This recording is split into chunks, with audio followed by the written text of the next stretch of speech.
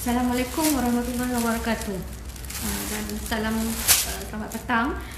Hari ini Dr. Ahmad Peace Off sangat marah sebab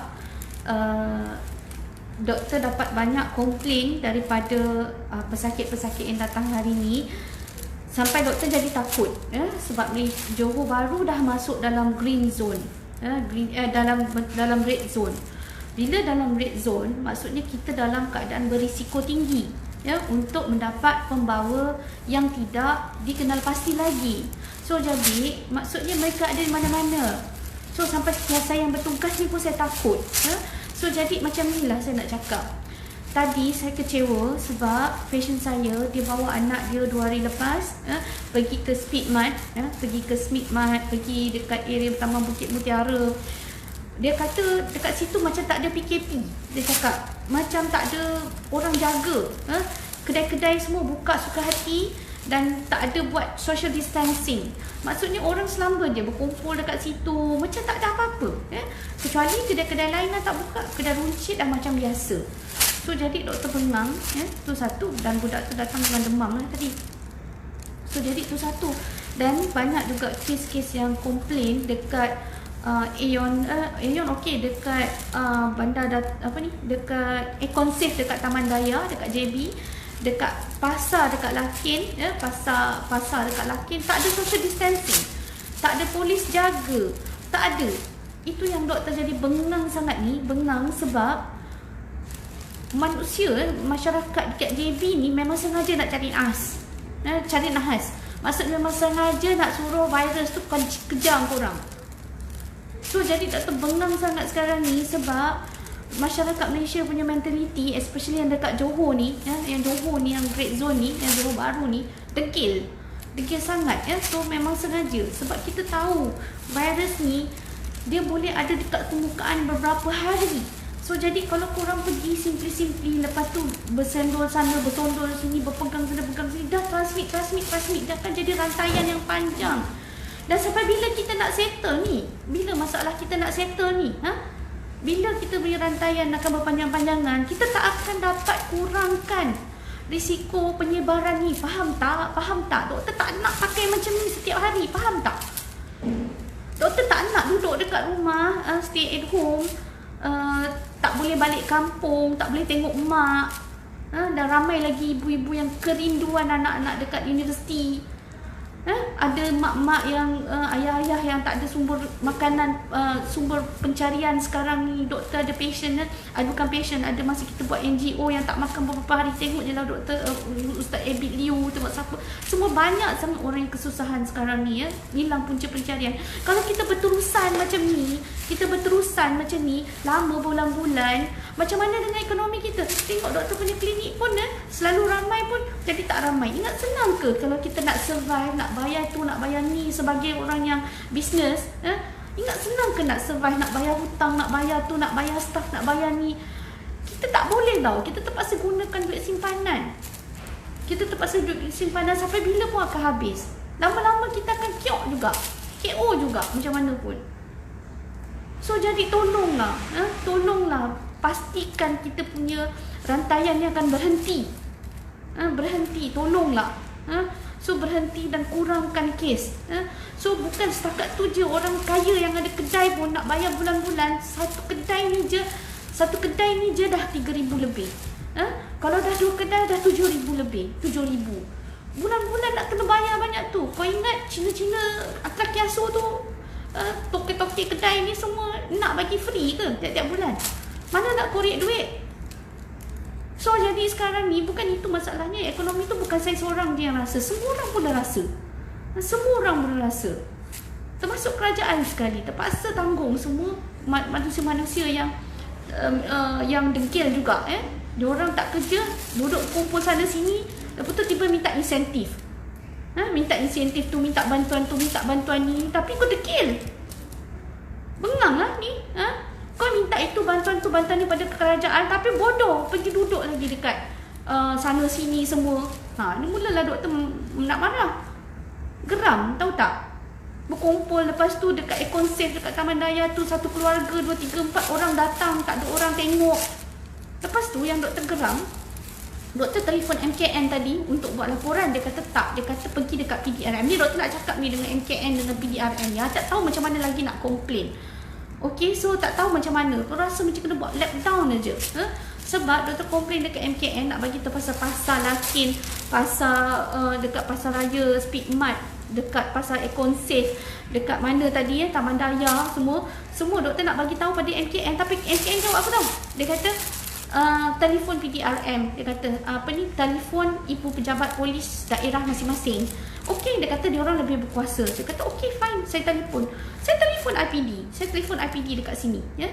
Saya telefon IPD tu cakap, oh kita dah halau dia orang tadi. Kalau dia orang nak buat, kita nak cakap macam mana? Amboi, kita dah red zone kot. Dia kata kalau kita dah total lockdown baru kita akan kawal. Habis selama ni dia orang tak meronda ke? Dia orang duduk dekat office je. Dia kata kita cover luas puan. Saya dah marah dah tadi. Ya, saya kata polis buat apa? Meronda. Dia kata sebab orang degil. Dia kata orang degil. Kita dah halau, banyak kali dah halau buat macam tu, buat macam ni halau. Tapi manusia masih degil lagi ya, masyarakat masih degil. Maksudnya polis takkan dia nak all the time dekat situ. Tapi saya rasa lepas ni mungkin PDRM kena letak rela ke, kena letak apa ke, sukarelawan yang betul-betul nak buat kerja ni, yang duduk dekat situ, tempat-tempat yang degil ni.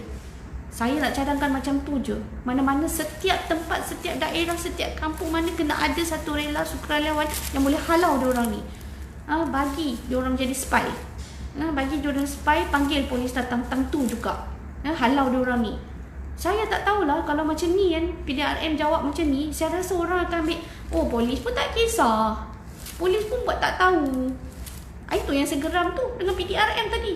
Saya tak tahu. Memanglah dia kata dia halau. Tapi berapa kali dia orang pergi tengok buat check, spot check. Dah dia orang suka-suka hati je berbelanja macam tu. Dah lah dekat area taman-taman dekat sini ni memang ramai orang yang miskin ya. Dekat area depan ni banyak orang yang tak susah duduk kat flat PPR apa benda semua. Berapa lama lagi kita nak hidup dalam keadaan macam ni? Penat tau. Doktor pun tak nak lah pakai benda-benda ni. Penat nak check patient, nak masukkan macam ni pun dah susah ni masukkan. Susah nak masukkan. Susah. Sampai bila saya nak pakai macam gini? Sampai bila doktor-doktor frontliner semua nak pakai macam ni? Pakai PPE apa benda semua. Panas tau tak? Lepas tu, korang yang dekat luar tu degil. Tahu sakit hati bila doktor tahu dapat call MKN, call PDRM tadi. Seolah-olah macam I tak ada kuasa pun nak buat unless kena lockdown. Okay, fine. Kena sampai lockdown. Lockdown tu hanya berlaku apabila betul-betul kita dah jadi macam Itali. Nak macam itu? Nak jadi macam Itali tu baru nak lockdown. That is stupid, man. Penat lah macam ni. Korang nak ke jadi macam Itali? Nak ke jadi macam Amerika Syarikat? Tolonglah. Korang tengoklah. Mati lambat-lambat. Sampai terpaksa buat satu kubur besar-besar tanam semua. Korang nak ke macam tu? Sampai dia punya doktor, dia punya nurses pun dah mati-mati dah semua. Doktor tak pernah marah macam ni tau tak. Doktor marah sebab tadi doktor telefon, doktor tulis MKN, tolong PDRM. Doktor rasa helpless. Doktor rasa helpless. Helpless sebab apa? Tak tahu nak buat macam mana. Doktor tak tahu nak buat macam mana lagi dah. Sebab kita ni tak ada kuasa tau. So tolonglah share video doktor ni supaya MKN, PDRM buatlah sesuatu tindakan supaya tempat-tempat ni semua diorang cover. Spy ke, apa ke, tak kisahlah. Sukarelawan. Tangkap diorang ni. Bagi authority kepada tu. Buat betul-betul ganas macam dekat, janganlah sampai tembak mati. Maksudnya tangkap betul. Guna siapa-siapa, tak kisahlah. Saya dah memang frust sangat So ini baru saya pakai macam ni. Yang kat frontliners tu punya berlambak pakai baju yang full coverage tu. Ingat senang ke nak pakai keluar masuk sembahyang pun terpaksa jamak. Geram, tahu tak geram? Kita ni pakai macam ni boleh lagi nak buka-buka. Yang frontliners tu berkorban, tahu tak? Pun masyarakat masih degil lagi. Bukan apa, doktor sayang Malaysia ni. Korang tak sayang ke Malaysia ni? Kau tak sayang ke sama-sama? Tu kalau pergi ke sana kemari, merayap ke sana kemari, jiran-jiran ni semua merayap ke sana kemari, kau tahu tak apa jadi?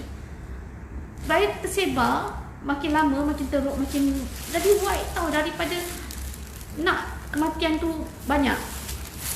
Nak kematian tu banyak, nak kes banyak, macam tu. Sekarang ni kita kata tak pernah lagi kita punya kes baru di bawah daripada 100. Tak pernah lagi. So jadi mengharap sangat, doktor mengharap sangat benda ni orang-orang dekat luar sana ya, tolonglah, duduklah dekat rumah. Tolonglah, jangan ni dekat JB ada parti lagi, budak-budak muda parti lagi. Ada parti apa entah sampai kena tangkap. Ya Allah, ya Tuhan. Tak tahan lah, doktor pergi pasar raya pun sama. Ya, walaupun pakai PPE pun Helen, kita tak selamat. Doktor ni pakai ni dekat atas meja doktor ni. Ingat busuk bau ni tau. Minyak kuman ni busuk ni, Clorox ni busuk ni. Setiap kali nak pakai, pening doktor, pening. Sebab apa? Pakai tu setiap kali lepas patient kita terpaksa screen, terpaksa buat nyakuman. Terpaksa buat nyakuman semua. Satu patient, setiap patient kena pakai ni semua, setiap patient. Every patient kena cuci tombol pintu, kena cuci tombol pintu depan. Ni atas meja ni semua terpaksa, lantai-lantai ni, pejet ni, kursi-kursi ni semua doktor terpaksa spray macam ni terpaksa spray macam ni meja-meja ni semua.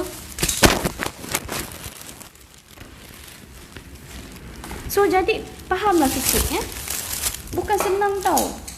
Bukan senang. Kalau tiba-tiba na'udzubillah lah harap-harap tak ada patient yang datang ke klinik doktor yang bawa benda ni. Walaupun dah banyak juga doktor refer ke kerajaan Doktor ada refer ke kerajaan tentang apa ni pusing pula. Ni dah marah sangat lah ni. Handphone doktor tu pusing-pusing. So jadi ada dekat apa tadi, ada dua kes malam. Doktor refer untuk buat COVID screening. So doktor pun ni memang tawakal Allah je lah ni. Tawakal Allah. Okey. Dah, doktor nak balik dah. Okey. Assalamualaikum warahmatullahi. Minta maaf